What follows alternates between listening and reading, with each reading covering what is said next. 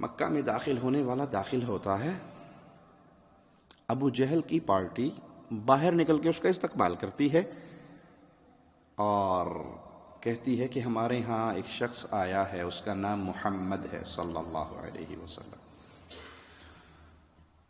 نعوذ باللہ ثم نعوذ باللہ، جادوگر ہے، جو اس کے پاس بیٹھتا ہے اسی کا ہو جاتا ہے، جو اس کا کلام سن لیتا ہے نا بس اس پہ اس کا جادو چل جاتا ہے۔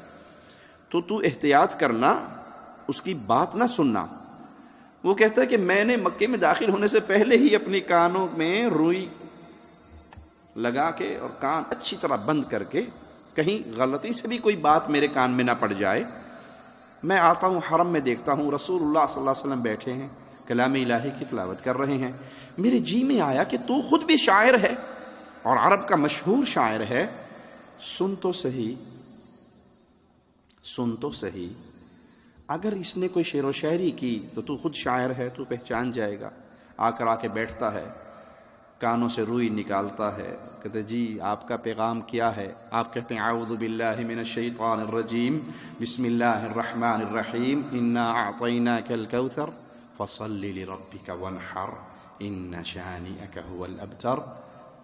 3 آیتیں کان میں پڑتی ہیں، کہتا ہے اللہ کی قسم یہ بشر کا کلام ہو ہی نہیں سکتا۔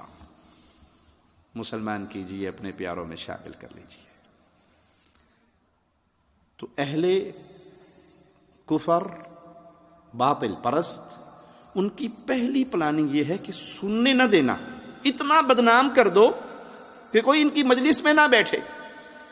یہ وہابی ہیں، یہ گستاخ ہیں، یہ پیروں کو نہیں مانتے، یہ بزرگوں کو نہیں مانتے، یہ اماموں کو نہیں مانتے، یہ حضرتوں کو نہیں مانتے، یہ شیخوں کو نہیں مانتے، یہ کتابوں کو نہیں مانتے، یہ پبلک میں اتنا بدنام کرو کوئی بات نہ سنے۔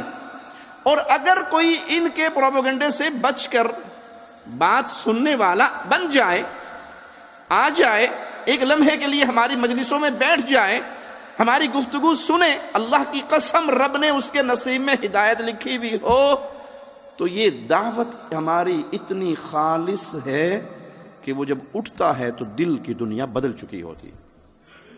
کیوں؟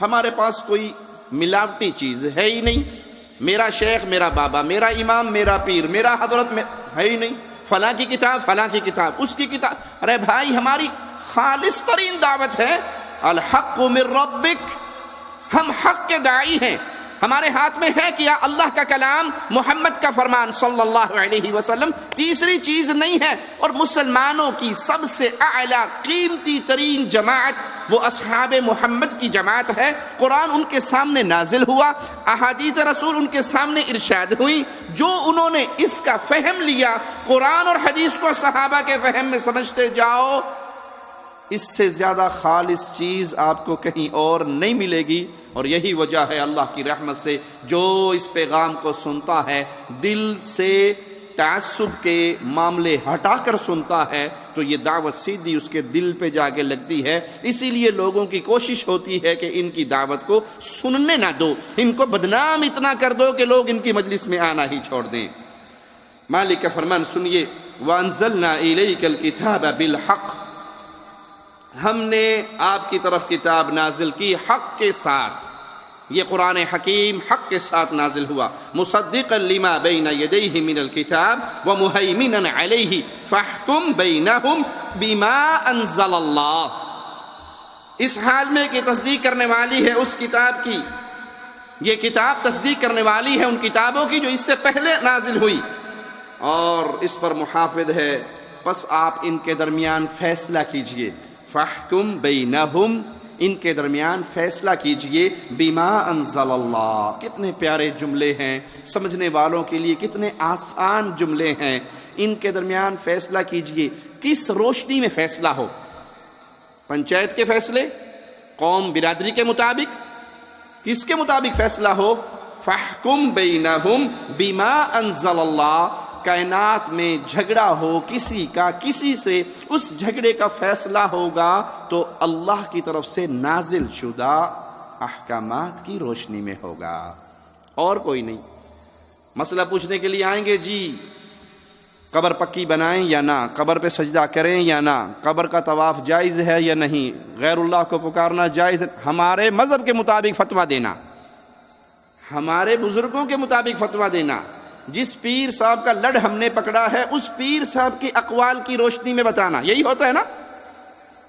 میں نے اپنی بیوی کو 3 دفعہ یہ کہہ دیا، فتویٰ چاہیے، میں فلاں فرقے کا ہوں، میں فلاں فرقے کا ہوں، میں فلاں پارٹی کا ہوں، میں فلاں جماعت کا ہوں، مجھے جواب چاہیے میری جماعت کی روشنی میں، مجھے جواب چاہیے میرے بزرگوں کے اقوال کی روشنی میں۔ ارے بھائی، تاریخ میں جب بھی امن و سکون، شانتی کا دور دورہ ہوا، اس کے لیے لازم شرط ہے کہ وہاں اللہ کے فیصلوں کو نافذ کیا جائے۔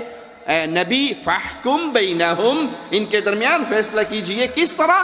بما انزل اللہ، فیصلہ اس چیز کے مطابق کیجئے جو رب نے نازل کیا۔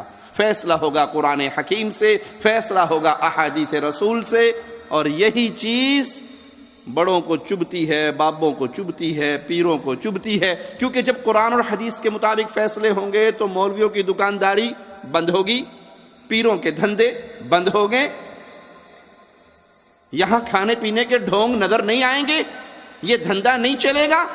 اس لیے وہ روکتے ہیں کہ ڈائریکٹ قرآن نہ پڑھنا، گمراہ ہو جاؤ گے، ڈائریکٹ حدیث نہ پڑھنا، گمراہ ہو جاؤ گے۔